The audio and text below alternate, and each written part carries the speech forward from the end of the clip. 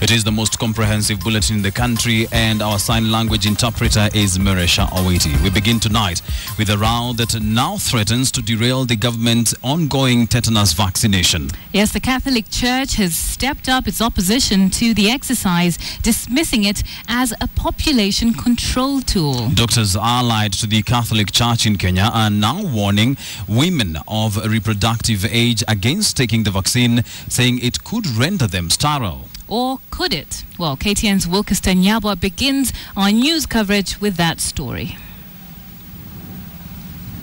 In 3 days, public health officials will finish administering the third dose of tetanus vaccines. But the complaints that have marred the exercise are likely to echo long after they are gone. The loudest voice that of leaders from the Catholic Church who have urged followers to boycott the vaccines. In the current tetanus vaccine, the Catholic Church advises all Kenyans not to participate in the vaccination program. The anti-tetanus drive is part of a 5-dose campaign that targets women of childbearing age. The first round of vaccinations took place in September last year and the second in March this year. The third round has aroused the suspicion of Catholic doctors who claim that the tetanus injections could cause sterility in women. Is there a tetanus crisis in Kenya? If this is so, why has it not been declared? Why does the campaign target women of 14 and 49 years? Why has the campaign left out girls below 14 and yet girls between 13 and 9 years become pregnant if what they are worried about is neonatal tetanus? Why have they left out boys and men, knowing they are all prone to tetanus even more than women? When anybody then says in a country dying of malaria, dying of HIV, dying of cancer, dying of diabetes, and you prioritize a disease that some of us have not seen. The Catholic Doctors Association of Kenya claims to have undertaken independent tests to back the allegations. When injected to a non-pregnant woman, combined with the tetanus toxoid, she develops antibodies against both tetanus and HCG. When she conceives, the body fails to recognize HCG as a friend and will produce anti-HCG antibodies, destroying her own natural HCG, rendering her incapable of sustaining a pregnancy. This is not the first time the government has been accused of using vaccinations as a permanent population control tool. In some parts of the country, health workers administering repeat polio vaccines have faced opposition. The government maintains that the tetanus vaccines are geared towards reducing the chances of mothers transmitting tetanus to their newborns. The standoff is now likely to jeopardize plans to proceed with the 4th and 5th rounds of tetanus vaccinations across the country. Wilkeston Nyabwa, KTN. The Big Q in association with Total Quartz. That story brings us to a big question tonight, and we are asking you, has the government educated Kenyans enough about the tetanus vaccine? Has the government educated Kenyans enough about the tetanus vaccine? That's right. Share your thoughts with us this evening, and you can do that by tweeting us at KTN Kenya, at Katchungira, and at Wilson_Mburu, or send an SMS to 22155. Later on, we'll look at your feedback. Total Quartz improves the output of your engine, allowing you to go further with each tankful. Total Quartz, more protection and more kilometers. Well, we have heard what the Catholic Church has to say. Let's now find out what's on the government side of things. We go to our city centre studio now, where we're joined by Dr. Nicholas Muraguri. He is the Director of Medical Services. Thank you for joining us this evening. Now, at the heart of this matter is this allegation that this vaccine actually causes sterility. It produces an antigen that causes sterility in women. Is there any truth to that claim? I would like to really clarify that the current vaccine we are using is very safe, and it's the same vaccine that is used even when somebody is injured. So it's not a new vaccine we are introducing, the normal routine vaccine against tetanus that is provided in hospitals when somebody is injured. These allegations are therefore very false and very unfortunate, because the information we have so far is that even the lab that has been claimed to have tested the particular vaccine is actually claiming that there's nothing like that. They have not even tested any vaccine in their labs. And it's rather very unfortunate. So I'd like to reassure everybody that the vaccines available in Kenya are procured globally through international reputed organizations like United Nations, and they usually buy vaccines for the whole Africa. And we have very stringent quality assurance system all the way from manufacturing, transportation, and even distribution. So I want to make it very, very clear to everybody that the vaccine is very safe and is no different from the vaccine we routinely use in health facilities. Right, so you're saying that this is 100% safe. Does that mean that the Catholic Church is lying when they say they've carried out a test and had those findings? I think it's full of contradiction, because they have not submitted any report. The lab that they purported to have tested the vaccine has actually confirmed to me that no such a thing ever happened. And it's rather unfortunate. We appreciate what the Catholic Church is doing. We are key partners, and we work together in saving the lives of mothers and children, providing healthcare in Kenya. This particular campaign of eliminating the neonatal tetanus is a global campaign, so it's not only Kenya doing this campaign. It's one of the global agendas ensuring that we ensure survival of children and eliminate some of these preventable illnesses like neonatal tetanus. Then let's talk about, sorry to cut you short, but let's talk about the fact that you're targeting women between the ages of 15 and 49. As Dr. Karanja raised earlier, why are you targeting this particular group? The Catholic doctors say that they have not really seen many cases of neonatal transference of this infection. So why would you focus on this and on this particular group, not men, not other age groups? Why the women aged 15, 49? So first of all, the facts we have in this country is that we have a child dying every day from neonatal tetanus. These are conditions that is preventable. So as we are going towards eliminating neonatal deaths and the children deaths, these are critical steps towards ensuring that we meet that goal. Why 15 to 49? These are age group of women of reproductive age is the right target to target, because soon they'll become mothers. And one way we try to ensure that as they grow up, as become mothers, they are fully immunized against this particular condition, and they're able to transfer the same immunity to their children. We are excluding boys because the boys don't give birth, and that's why we are particularly targeting women between 15 and 49 years. Those are women of reproductive age. All right, let's quickly talk about the Ebola situation that is, of course, going round, with the death toll hitting 4,400 across the world. How prepared is Kenya? Kenya, we have a very elaborate contingency plan that has a number of components. For example, we have labs that are able to diagnose Ebola. We have been scaling up our training programs both within national government and also county governments. We are rolling out a public awareness campaign, and also we have very stringent surveillance systems in our port of entry, in the airports, and also any land of port of entry in the border points. We are also been working very closely with other arms of government to ensure that we are well coordinated in our response. So, and at the same time, we are also identifying isolation facilities in various points of entry into the country. Collectively, we are getting ready and better every time. And we have tested our systems. There have been a number of scares, and lucky enough, so far we don't have any case of Ebola on Barbag or any hemorrhagic fevers. So Kenya is one of the countries that is most prepared to respond to these threats. Most prepared. Well, a lot of people do feel that luck is a huge factor here. Yesterday we did a story where at the border points there was literally no screening and no control. On a scale of 1 to 10, how prepared would you say Kenya is? So I could say, given the current level of threats, I can give it an 8 out of 10, because the key pillars that are required to ensure that we respond appropriately are there. That is diagnosis, training of health workers to respond, surveillance, and also contact tracing and communication. So these are the major pillars of any response, and we have been working collectively, and every day we are increasing the number of health workers who we are training. In fact, Kenya will soon send health workers to West Africa to help them respond to the threat there.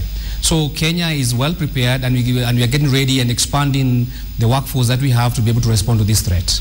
All right. Well, 8 of 10, that's a pretty high score. Well, thank you very much for joining us this evening, Dr. Muraguri. That was Dr. Nicholas Muraguri. He is the Director of Medical Services. Do remember to give us your thoughts on whether you think the government has done enough to prepare people for that vaccination. And you can tweet us or SMS us. But next is what appears to be some movement at last over the multi-billion shilling Anglo leasing scandal. The Ethics and Anti-Corruption Commission has finally recommended the prosecution of 10 people suspected of involvement in the corruption scam. The agency has not made public the names of the suspects, but has forwarded the list of 10 to the Director of Public Prosecution's office. EACC says that the list contains both Kenyans and foreigners who colluded to fleece the country of millions of shillings in shadowy security deals. The Anti-Graft Agency has listed 10 alleged architects of the multi-billion shillings Anglo leasing scam to be prosecuted. The graft body wants the Office of the Director of Public Prosecutions to open criminal proceedings against the suspects. EACC, however, could not disclose the names of the suspects contained in a secret dossier handed to the DPP. The Anglo leasing files and EACC's recommendation were this morning forwarded to the Office of the DPP for prosecution or further action. The decade-long scandal has milked public coffers of billions of shillings. In May 2014, President Uhuru Kenyatta ordered Treasury to pay 1.4 billion shillings Anglo leasing debt. EACC says the probe into the scandal was painstaking. Investigations into this complex scandal was delicate, and it has taken a few years. It has been time-consuming and exhausting. Despite pushing for the prosecution of the alleged listed architects of the scam, the Anti-Graft Agency is also pushing for assets recovery from those found culpable. EACC report follows a presidential directive in May compelling EACC to conduct fresh probe into the scam and recover monies lost in the shadowy security deals. The investigation has been two-pronged. We want to follow asset recovery as we follow prosecution, so that people don't think that the worst that can happen to somebody is that the property gets offloaded from them. So we are looking at both the recovery and even the international cooperation that we are having with the international partners that I talked about is looking at both approaches, prosecution and asset recovery. EACC acknowledged help from the Swiss government in cracking open the case. Attorney General Professor Githu Muigai handed over Anglo leasing dossiers this year to the Swiss ambassador to Kenya to aid in the investigations. They are Kenyans and perhaps some non-Kenyans, but they are people who are subject to the law in Kenya. To us, the law is an equalizer. We want to treat people equally. The scandal involved government funds funneled to shadowy foreign companies for passport printing system and other security installations, some of which never materialized. Samugina, KTN. Let's now move to the dark cloud that continues to hang over the country's education sector. The government and the teachers' unions appear to be drifting even further away from any agreement as each side sticks to its position. But is this all about teachers, or has the dispute now acquired a whole new meaning? KTN's Catherine Omwanto takes a closer look. For 5 years now, around this time of the year, the headlines always warn of an impending teacher strike, almost like a broken record. When the strike begins, it takes about a week before a deal is struck and all is normal. A routine that is now trying the patience of Kenyan parents. If the teachers are saying they have the numbers, they are only 288,000, but the parents are millions. So in terms of strength, who is stronger? I believe the parents and the taxpayers are the strongest, and therefore they should also bring out their voice in saying we are fed up. We cannot be waking up to any examination period, and the only thing we are looking at is a teacher strike. But are their demands justified in a country where the public school system is accused of poor education standards? Of course, we know that there are issues. One of the issues we know is about the quantity of learning. We know that so much time is missed, either when children are absent from school, when teachers are absent from school. We know that the quantity of learning especially in our public primary schools is wanting. We're also saying that we are going to support the increase of teachers' salaries, but it does not come alone. It comes with an accountability statement, because taxpayers are not going to pay for teachers who are not going to be in class. As long as the statistics are saying at any one given time 46% of teachers are not teaching, then I am not sure that you're able to convince the taxpayers to continue spending money on teachers who are not in class. For us to be able to resolve all this, to address the concerns of the teachers, I think dialogue to me is key. And therefore, let's give dialogue a chance. And dialogue amongst all key players. It is our colleagues who are threatened at 21-day strike notice. KUPPET has not issued any. I hope it should go on record, we have not issued any. Now, when they are now backtracking from their own agenda, then it means that they are not there for the good of these Kenyan teachers. We have to take over. Yeah, we have to take over, and significantly so that the teachers of this country can be treated decently.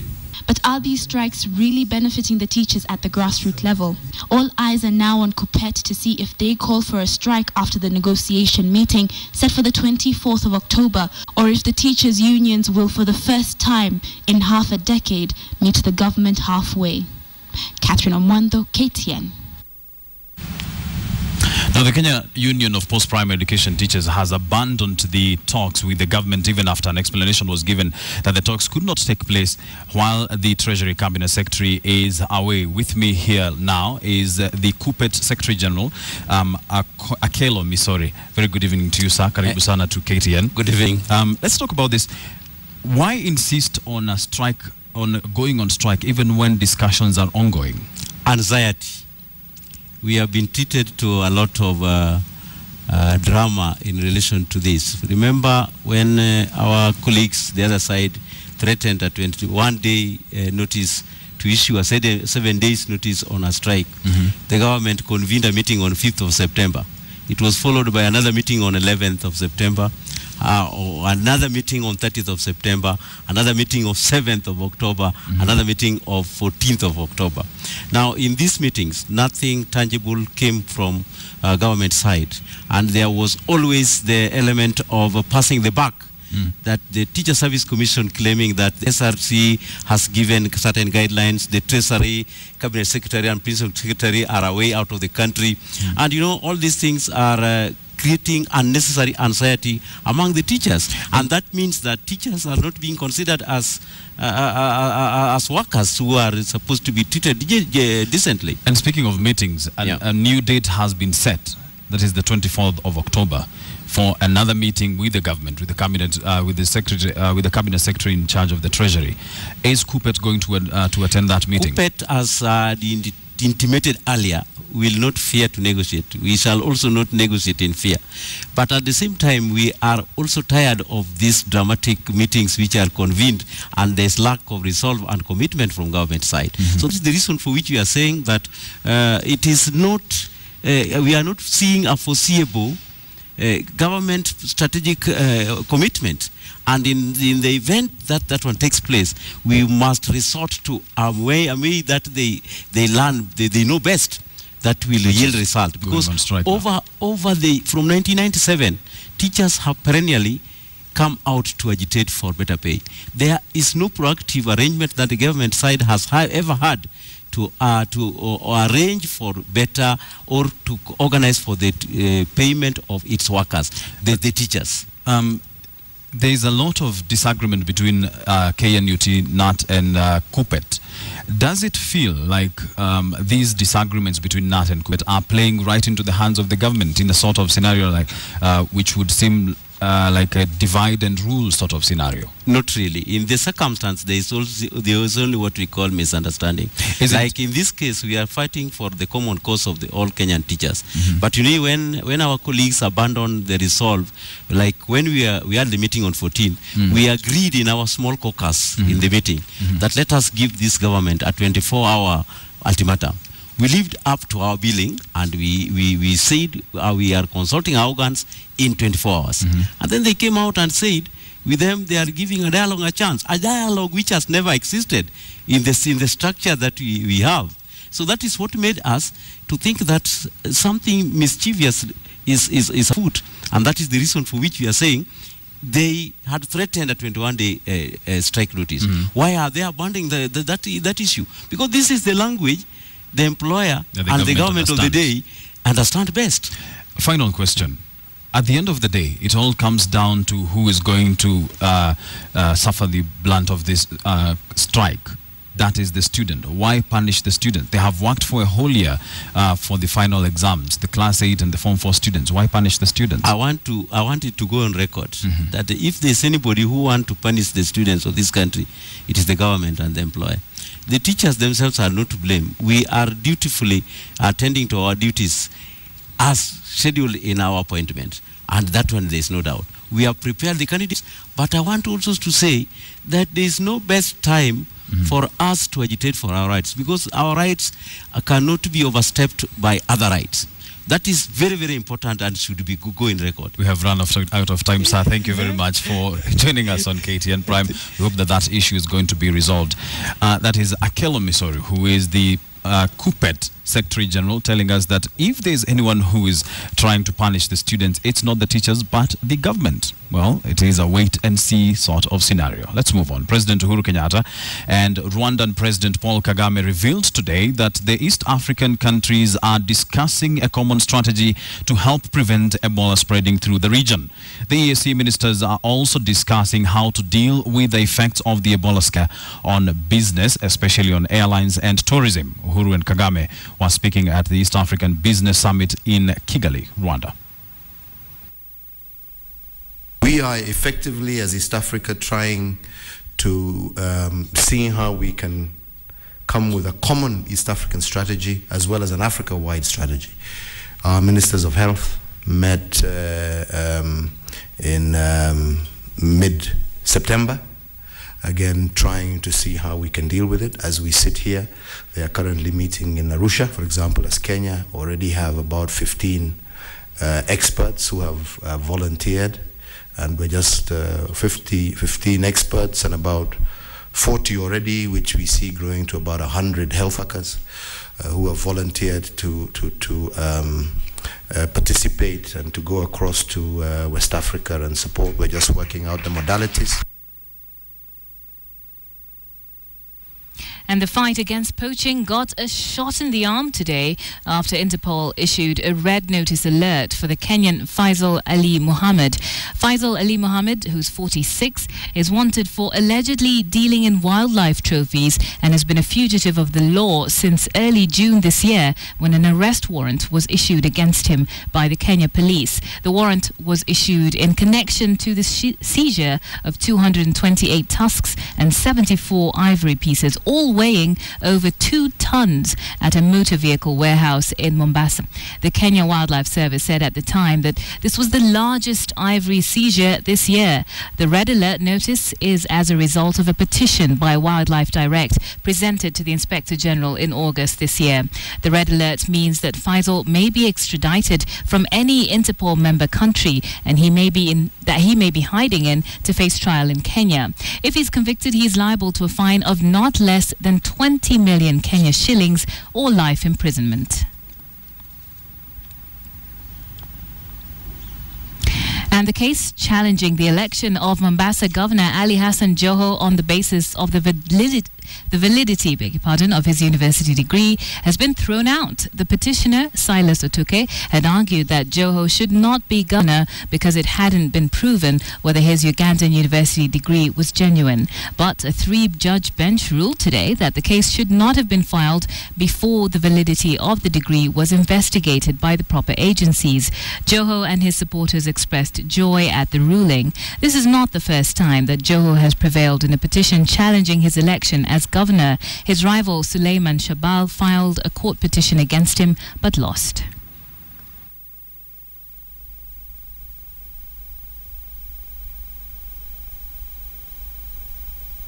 The petition before us is premature and must be struck out in limine, and we so order. The petitioner's argument, taken to its logical conclusion, would result in this court being held ransom to hear on the merits any and every petition placed before it, including those that may be barred by res judicata. It was a very clear judgment, crystal clear for anybody who understands.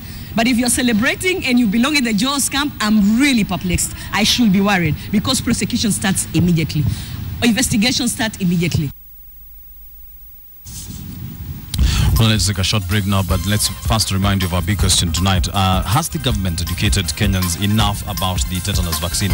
The Catholic Church is up in arms saying that vaccine is a population control device. So we're asking, has the government educated Kenyans enough about the tetanus vaccine? And you can share your thoughts with us by sending an SMS to 22155. When you do that, do start with a yes or no so that we're able to compile your thoughts into a poll result later on. Or you can tweet us at KTN Kenya, at Kachungira, and at Wilson_Buru. We'll take a look at some of your feedback later on in this show. We'll be right back after this.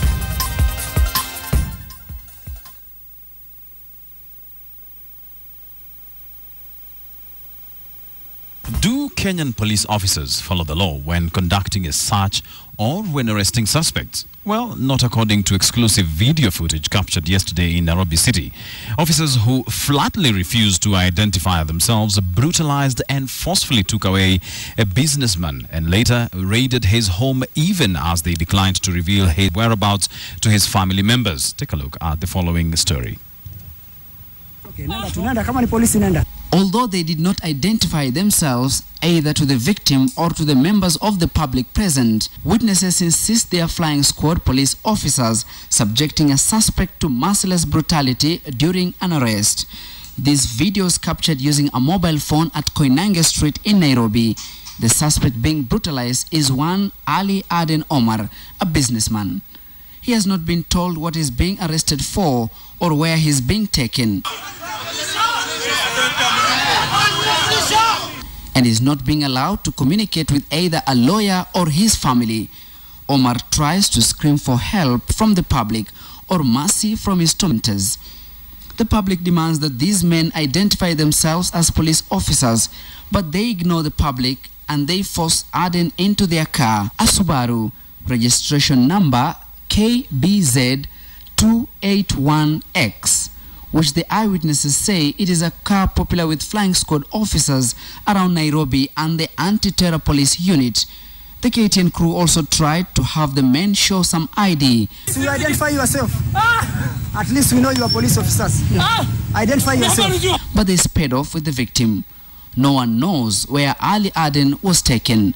At flying squad headquarters, we did not find either the men suspected to be police officers or the suspect Ali Aden. At the anti-terrorism police offices, the acting director, John Muthusi, says his officers were not involved in the incident. At night the same day, we get reports that police have conducted a raid at Ali Aden's home in Nairobi's South Sea Estate without a search warrant. After the raid, they left in two cars. One, the Subaru seen in the Koinange arrest. Ali's brother has told KTN that he is being held at the Muthaiga police station. The incident has spread fear not only among members of Ali's family, but also among the witnesses, who say that these days it is hard to tell whether one is being abducted by criminals or being arrested by officers who refuse to identify themselves.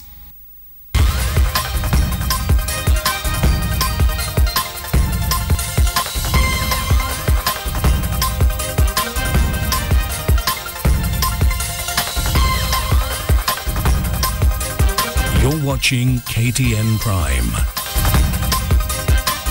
It's time for KTN Business Now. Now, obviously, the goal of every business is to make money. And this is why many corporations are actually taking up tax planning to minimize the total amount of taxes that they pay to the government. But some of these companies have opted to shift their profits to low-tax jurisdictions to reduce this tax burden, a move that has denied Kenya its rightful share of taxes. In an exclusive interview with KTN's Adelaide Changole, the Kenya Revenue Authority tells us how they are going about dealing with this issue that has cost Kenya billions of shillings in the past. Kenya Kenya sits in the middle of the African continent with easy access to all the major African cities. It also has a pool of skilled workers, a steady supply of power, and a relatively good transport system, all of which have made it a darling for multinationals looking to set up their regional offices. But while these firms have brought investments and created jobs, a few have taken advantage of the system to divert profits to countries with lower taxes, essentially denying Kenya its share, a term referred to as transfer pricing. This is not just about the question of the fact that we are entitled to the money for tax, but also the morality of it, because if the money is generated in Kenya, if the business is generated in Kenya, then Kenya has a right to have the benefit that is provided in terms of tax revenues. The argument most of these firms use is that they are just planning their taxes to limit their burden. In fact, a study by PricewaterhouseCoopers earlier in the year found that organizations throughout Africa were taking up aggressive tax planning to limit what they said was their huge and rising tax burden. And some of these have become very creative ways to beat the system. The common practice you see is where business is invoiced through a company that is registered in a foreign jurisdiction, particularly the tax havens. You will also find that there are companies that buy through offshore vehicles. They could be their holding companies, they could be their parent companies, and in the process of buying items, it could be capital goods. Then there is over-invoicing. And this has seen the country lose billions of shillings in the past. But the Kenya Revenue Authority is getting tough on these firms as it seeks to protect the country's tax base from erosion. Before 2006, we did not have a transfer pricing legal framework. And but we brought it in 2006. We drafted rules and regulations. We amended the Income Tax Act to provide for it. So far, this focus has yielded good results for the country, which has been able to recoup some of these monies. We have done about 30 to 35 audits since 2009. And we've raised revenue of about 15 billion from that exercise. In terms of the cumulative adjustments to tax to loss positions, that we've done to the tune of about 50 billion. But how does KRA choose which firm to audit and which one to leave out? The Commissioner General says the matter is determined purely by the way the business is structured. So you've got to look at the structure to see whether there is significant business between the company and associated entities, where those associated entities are based, whether they are based in a low tax jurisdiction. And that is what tells you that there is a transfer pricing risk here. But this approach has made the taxman look biased as it audits the same firms over and over again. Today, you have taxpayers who will say that, look, you audit me every year, but I know you don't audit other people. So why me? And therefore, perceptions that you're being targeted, you're being treated unfairly, that others are being given preferential treatment. And hence, when disputes arise, the companies opt not to negotiate with KRA and instead institute legal proceedings. But this is a costly and lengthy affair for both the taxman and the accused. And now KRA says it will be unveiling a faster and more efficient system. We expect that within this financial year, we are going to establish a properly structured alternative dispute resolution mechanism within KRA. That will then mean that taxpayers can have recourse to a proper structure for dispute resolution. Adelaide Changole, KTN Business. And good news for your monthly budget. Your electricity bills will fall by as much as 40% by the end of the year as the government switches off the expensive diesel-generating power plants in favor of cheaper electricity from renewable sources. The government is planning to scale up its electricity production by 5,000 megawatts by 2016 in order to reduce electricity costs and boost the country's attractiveness to investors. And tomorrow, the government will take a step to this stream by commissioning an extra 140 megawatts of geothermal power at Olkaria. Kenya is ranked among the most expensive places to do business, in part because of the high cost of power and the intermittent power supply that made it mandatory for companies to invest extra resources to ensure smooth running of operations. This has hurt Kenya's ease of doing business index, with the country ranked lowly compared to its peers. As such, the government is pulling all stops to bring down the cost of power so as to save jobs and encourage more companies to set base in the country. Currently, only 3 out of 10 households are connected to the national grid, with the government hoping to raise this number to 8 households by the end of the year. So far, the government has connected 11,000 schools to the grid, with the remaining 15,000 schools to be connected by the end of next year. The government is working on plans to exploit the 600 billion cubic feet of gas discovered at the coast, which will add an additional 500 megawatts of power to the national grid. The government is also working on plans that will see the nuclear energy included in the country's power mix within the next 10 years. Maybe what we need to do as a ministry is to spend more time really educating Kenyans and disclosing the kind of information now that we've made discoveries. Meanwhile, the government is set to inject an additional 140 megawatts of power from the Olkaria geothermal plant into the national grid tomorrow. Philip Keitan, KTN Business.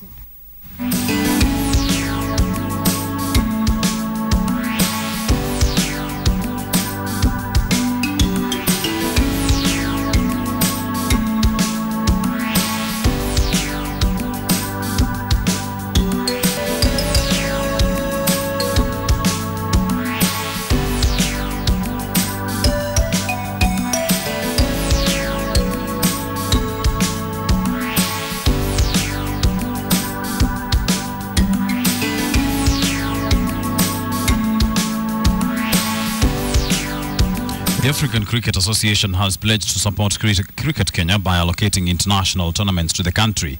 That, it says, will help boost Kenya's stature on the global arena. Kenya lost her one-day status after being eliminated from the World Cup qualifiers. The standards of cricket in Kenya have plummeted to the lowest levels. The country's failure to qualify for the 2015 World Cup helped to raise the gains that had begun to show. That was the agenda of the 22 Cricket Association members drawn from all over the continent who met in Nairobi on Thursday to discuss the development of the sport in Kenya. Teams had in the past avoided Kenya, citing insecurity, but part of the reasons the 22 ICC affiliates settled to hold their meeting in Nairobi was a stamp of approval. There is no other country that is bereft of safety issues. So we're here to support Kenya in a bid to get more tournaments coming to Kenya from the International Cricket Council. Kenya's immediate plan, according to Jan Mohammed, is to get the country back onto the one-day status list. This is the first baby step. I don't think anybody should expect it to be done overnight. It's a long process, but all of us have to work together. Cricket Kenya is putting together its bid papers to host the 2019 World Cup qualifiers.